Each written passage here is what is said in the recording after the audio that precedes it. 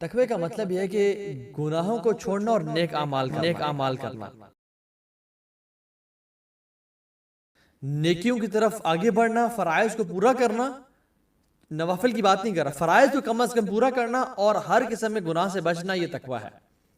ابو ہریرہ رضی اللہ تعالیٰ عنہ سے پوچھا گیا کہ تقوی کیا ہے؟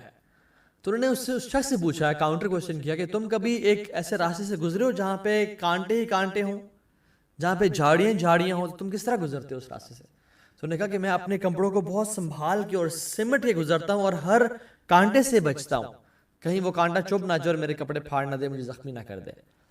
تو انہوں نے کہا ہاں یہی تقوی ہے کہ تم اپنی زندگی کا راستہ اس طرح گزارو کہ ہر ایک گناہ سے کانشیس رہو اور اس گناہ سے بچنے کی کوشش کرو، یہ تقوی ہے۔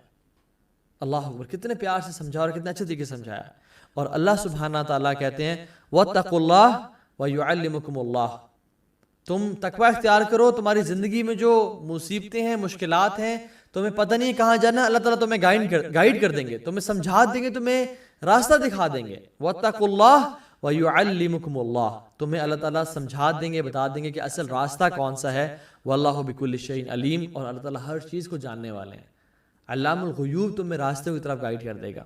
اور سبحان اللہ، اس طرح کی بہت ساری قرآن کی جو ہے نا وہ آیات ہیں جس کو ہم ذکر کرتے ہیں۔ پہلی سورۃ طلاق کی آیت، وَمَن يَتَّقِ اللَّهَ يَجْعَل لَّهُ مَخْرَجًا، جو بھی اللہ کا تقوی اختیار کرتا ہے، يَجْعَل لَّهُ مَخْرَجًا، اللہ تعالیٰ اس کے لیے مخرج بنا دیتے ہیں۔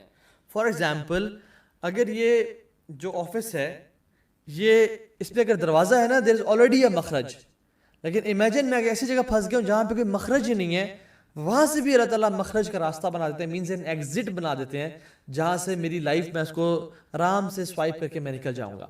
وَمَن يَتَّقِ اللَّهَ، مئی کا مطلب ہے کیا ہے؟ جو شخص بھی تقوی اختیار کرتا ہے، جو انسان بھی، چاہے امیر ہے، غریب ہے، بڑا ہے، چھوٹا ہے، کالا ہے، گورا ہے، عرب ہے، عجم ہے، جو بھی تقوی اختیار کرے گا، يَجْعَل لَّهُ مَخْرَجًا، اللہ تعالیٰ اس کے لیے راستے بنا دیں گے، چاہے اس کو نظر نہ آ رہا ہو، چاہے اس کو پتہ نہ ہو کہ سبحان اللہ میری جو زندگی ہے وہ آگے کہاں جائے گی، مجھے تو اندھیرے اندھیرے نظر آ رہے ہیں، مجھے تو مشکلات ہی مشکلات نظر آ رہی ہیں، لیکن اللہ تعالیٰ اس کے لیے راستے بنا دیں گے۔ اور پھر وَيَرْزُقُهُ مِنْ حَيْثُ لَا يَحْتَسِبُ، اور اس کو وہاں سے رزق اور روزی عطا کریں گے، مال اور اولاد اور سکون اور چین عطا کریں گے جہاں سے اس نے کبھی من حیث لا یحتسب، اس نے کبھی امیجن نہیں کیا ہوگا۔ پھر آپ فرماتے ہیں وَمَن يَتَقِ اللَّهَ يُكَفِّرْ عَنْهُ سَيِّئَاتِهِ وَيُعْظِمْ لَهُ أَجْرًا، جو بھی تقوی اختیار کرے گا ہم اس کے گناہوں کو معاف کر دیں گے اور اس کے درجات کو بلند کر دیں گے۔ اور پھر ہم کہتے ہیں اچھا میرے کام کیا آسان ہوں گے لائف میں؟ جی آسان ہوں گے۔ اللہ تعالیٰ فرماتے ہیں وَمَن يَتَقِ اللَّهَ يَجْعَل لَّهُ مِنْ أَمْرِهِ يُسْرًا، جو بھی تقوی اختیار کرے گا ہم اس کے کاموں کو بھی آسان کر دیں گے۔